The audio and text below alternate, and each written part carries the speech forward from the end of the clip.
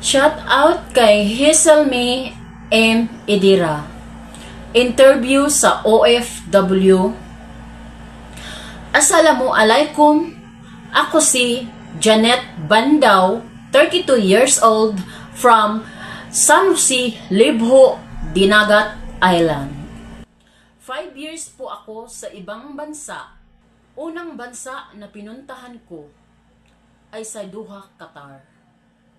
2 years and 3 months po ako doon. Nagtapos po ako ng kontrata. DH ang trabaho ko, domestic helper. Ang naranasan ko doon, nakatatlong amo po ako. Unang amo, may 3 anak. Hindi ko kinaya ang mga anak dahil sinasaktan ako. Dinuduraan, kinakagat. Bumalik po ako sa agency namin. May nakita akong pangalawang amo doon, may anak din. 3 weeks lang din ako, binalik ako sa agency ko. Kasi, yung dating katulong niya, bumalik.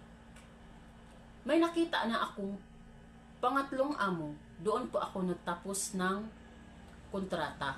4 kami sa isang bahay, malaki. Yung 4 na katulong, pang-4 ako, lahat kami Pilipino. Doon po ako nagtapos. Minsan nag-aaway, nag-iinggitan. Yun po. Hanggang nagtiis ako kahit hindi ko na kaya, nagtiis ako. Dahil nabiktima din ako ng isang scammer. Na-stress ako, na-depress. Muntik na akong mabaliw doon. Walang ganang kumain. Kaya naisip ko, may pamilya at anak akong naghihintay dito sa Pilipinas. Kaya lumaban ako, nilakasan ko yung loob ko, bawal ang mahina. Nagtagumpay ako. At nagtapos ako ng kontrata, umuwi ako ng Pilipinas. 1 week lang po ako dito sa Libho. Pagkatapos, nag-apply ako papuntang Saudi. 1 year and 3 months ako sa Saudi. 1 year pa lang, tinitiis ko na kasi ako lang mag-isa doon. Ang laki ng bahay hanggang 4th floor. May elevator sa loob. Lahat nakapalibot sa salamin. Masilan yung amo ko. Kailangan kintab ng kintab talaga yung mga pagpunas mo doon sa mga misa.